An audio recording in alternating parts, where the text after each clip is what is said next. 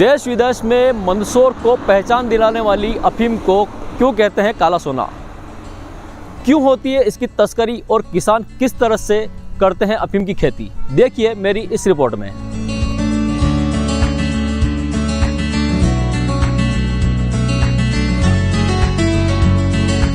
देश में सबसे ज्यादा अफीम की खेती मध्य प्रदेश में होती है और मध्य प्रदेश के ही मालवा इलाके में अफीम को काला सोना कहा जाता है। अफीम की खेती कैसे होती है बताएंगे, लेकिन उससे पहले अफीम का इतिहास जान लेते हैं। मुगल शासन काल में अफीम का सेवन नशे के रूप में किया जाता था। फिर ब्रिटिश काल में पॉलिसी बनाकर खेती के लाइसेंस जारी किए गए। आजाद भारत में नशे के कारोबार पर प्रतिबंध लगाने के मकसद से कानून बनाया गया। साल 1985 में एक एक्ट बनाकर अफीम को मादक पदार्थ अधिनियम के अंतर्गत रखा गया। आइए जानते हैं अफीम की फसल की खेती कब और कैसे की जाती है। सबसे पहले तैयार खेत में अफीम के बीज यानी डोडा दाना बोया जाता है। डोडा दाना को किसान पोस्ता दाना और खसखस भी कहते हैं। अफीम की बोनी अक्टूबर के तीसरे और नवंबर के पहले सप्ताह में होती है। अफीम की बोनी के बाद करीब 90 से 100 दिनों में डोडा निकलता है। डोडे के परिपक्व होने पर चीरा लगाया जाता है। मेहनत तो बहुत लगती है सर। उसके बाद चीरा लगाना पड़ता है, उसको लूना पड़ता है। मेहनत तो बहुत लगती है। कितने दिन में अफीम जो है पैदा हो जाती है और उत्पादन शुरू हो जाता है इसका? 3 महीने में। 3 महीने चौथे महीने में उत्पादन शुरू हो जाता है। अब जान लेते हैं कि अफीम का मुख्य उपयोग क्या है। अफीम से कोडीन और मॉर्फिन निकलती है। मॉर्फिन और कोडीन से ही दवाइयां बनाई जाती हैं। केंद्र सरकार की वित्त मंत्रालय ने अपनी पॉलिसी में मॉर्फिन को आधार बनाया है। नीमच और गाजियाबाद की अल्कोलाइड फैक्ट्री में मॉर्फिन की मात्रा की जांच होती है।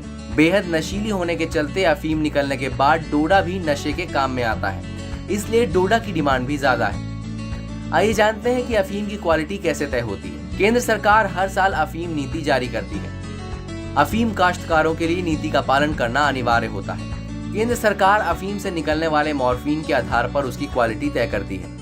तो कुछ है नहीं इसमें अफीम में। लागत तो खूब है, मेहनत काफी है सर।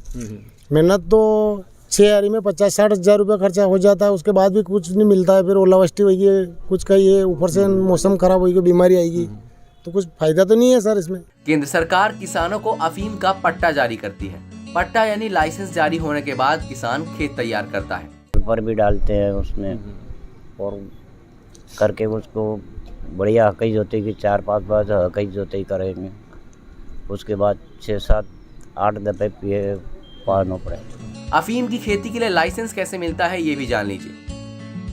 केंद्रीय वित्त मंत्रालय सितंबर-अक्टूबर महीने में नई अफीम पॉलिसी जारी करता है, जिसके बाद नारकोटिक्स विभाग अफीम के किसानों को लाइसेंस देता है। 10-12 को मिल जाने यो मिल जाए 30,000 को, 30-40 हज़ार को। इसीलिए मैंने प्रावधान है कि मैंने पट्टों के लिए।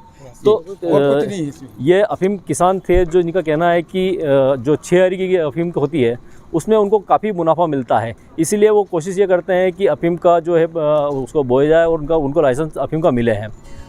2021-22 अफीम नीति से किसानों को फायदा देने के लिए CPS के आधार पर लाइसेंस दिया गया है। किसानों को 12 आरी के लाइसेंस की पात्रता होगी। मालवा इलाके के मंदसौर में पिछले साल 17,170 किसानों को अफीम की खेती के लिए पट्टे यानी लाइसेंस जारी हुए थे। सरकार की औसत पूरी होने के बाद भी करीब 100 से 150 क्विंटल अफीम की तस्करी हो जाती है। ब्लैक मार्केट में अफीम की कीमत 2 से 3 लाख रुपए किलो तक होती है। अफीम के किसान अपनी बेटियों की शादी भी उसी परिवार में करते हैं जिन किसानों के पास अफीम की खेती करने का लाइसेंस होता है। यहाँ बच्चों के रिश्ते जो है वो तत्काल हो जाते हैं, यानी जिस घर में अफीम का लाइसेंस है वहाँ लड़की वाले कुछ नहीं देखते हैं और बस उस घर में रिश्ता कर देते हैं कि अफीम की खेती है और अफीम का पट्टा यदि है तो उस घर में रिश्ता कर देना है। किसान खेतों में अफीम के लिए खूब पसीना बहाते हैं। शायद यही वजह है कि किसान अफीम को काला सोना कहते हैं, क्योंकि अफीम की कीमत अंतर्राष्ट्रीय बाजार में लाखों की होती है। संडे बिग स्टोरी में आज के लिए बस इतना ही।